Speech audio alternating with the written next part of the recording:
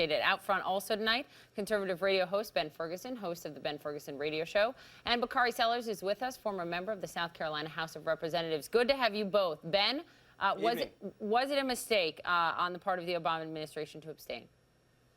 I think it was a massive mistake, and I also think it's going to now officially show what many of us believed over the last 8 years in the history books, that this is an administration that was blatantly not friendly to one of our biggest allies in the Middle East, Israel. And every time they had a chance to undermine Israel, they did this. This also, I think, is incredibly spiteful, the timing of this, why you would do this at the Security Council in this way. Almost seems like it's a personal vendetta from the Obama administration towards Israel or Netanyahu, and it's not going to help anything in the Middle East. If you want your legacy to be instability in the Middle East, this is a great way to go about doing it. And I think you're going to see a very different relationship under Donald Trump, which will be welcomed by many in this country and many in Israel. So Deputy NSA Advisor Ben Rhodes saying tonight on CNN that he obviously takes issue with that perspective on it, Ben. He says this was done because we think if there are more settlements, it would completely block the possibility of a two-state solution. We think this is what's needed to try to move forward on that front. Also pointing out the massive financial assistance that the United States continues to give to Israel, pointing to a new $38 billion commitment, Bakari. Do you think that this hurts U.S.-Israeli relations? Long term. No, it does not. No, Ben, it does not affect U.S.-Israel relations. I think that it's pretty clear. Let me just state out front, I disagree with the resolution. I think that there's no place to negotiate peace between the Israelis and Palestinians outside of direct negotiation between the two sides. I think the UN is not where you do so.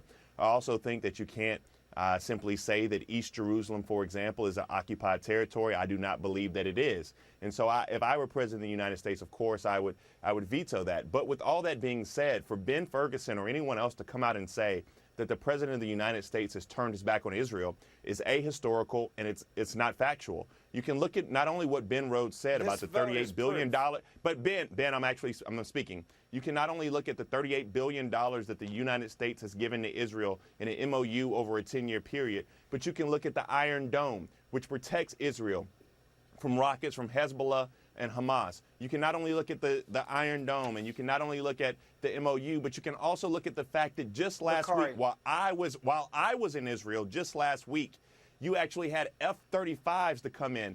Israel is the only country outside of the United States that actually has F-35s, which will protect it from harm. So for anybody to actually say, Ben, I'm actually going to finish this. I'm going to finish my thoughts, Ben. Well, hurry, for anyone to actually say that, because for anyone to say that Barack Obama has turned his back on Israel is just totally against the facts of the matter, and that's not the case.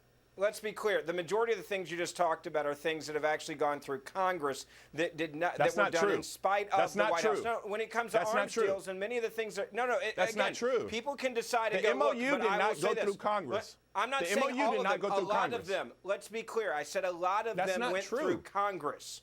That is true. Look at what Congress does with Israel. Second issue is this. When you act as if somehow that Barack Obama is a great friend to Israel, great friends stick up for you when you're at the UN. The United Nations in the last year alone has had more resolutions anti-Israel than dealing with actual terrorist nations. But Ben, if you look at history, and Elise makes the important point that this isn't unprecedented that U.S. administrations, presidents, Republicans and Democrats would vote against Israel in the Security Council. I mean, when it came to the issue of settlements, President George. To be honest, Poppy, this is what the facts are, and this is what Ben doesn't want you to know. But Ben, I'm saying, Ben, respond to the fact that this is not unprecedented, especially when it comes to the settlements issue.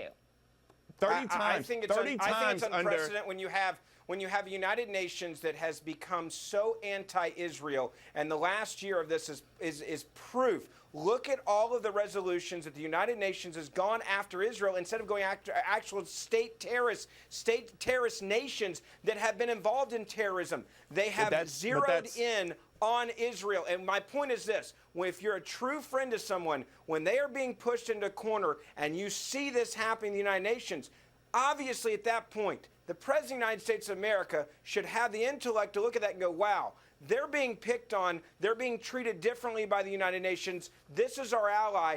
I'm going to stand with them. And what he did today was he walked directly away from them and turned his back on Israel.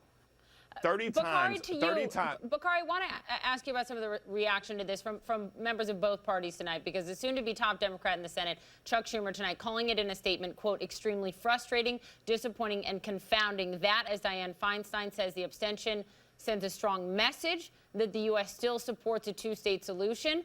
The president's own party is split on this. Well, not only that, but Ben is absolutely incorrect. 30 times. If you count 30 times, you've had anti-Israel resolutions passed between Ronald Reagan and George H.W. Bush. I'm just glad Twitter wasn't around, because Ben Ferguson would be blasting George H.W. Bush and Ronald Reagan at that time. You know how many anti-Israel resolutions you've had passed the UN Security Council since Barack Obama's been president of the United States? One. And although I'm disappointed that today's resolution passed, because I do not agree with it at all, you cannot say that Barack Obama is not a friend of Israel. With all that being said, I truly wish proof of that. Ben, it is the first one in this administration. In this administration to go into the Security Council at the end of his administration. Just one. But I want to answer Poppy's question directly. Just one is a brutal number. There is no just one outside. When you look at 30 under George H.W. Bush and Ronald Reagan, when you look at 6 under George W. Bush, you look at one today. I don't think it's a brutal number. But the fact of the matter is, the fact of the matter is, settlements are a very hot button issue.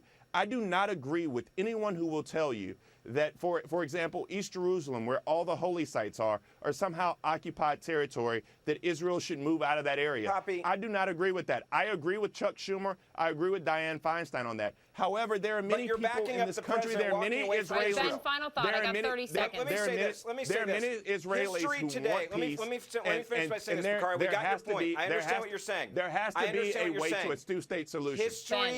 History is going to show something. This is the day and time where Barack Obama is going to be remembered over the last 8 years, where he really has not ever truly stood up and truly been a genuine ally to Israel. And when he left office, this was to send a very clear message that he was not going to go down in history as someone that truly was a friend of Israel. And that's what the American people need to remember. And it's going to be very different under Donald Trump, thank goodness. It's not absurd. That's absurd. He did it today. Ben Ferguson, Bakari Sellers, we're out of time, guys. Thank you very, very much.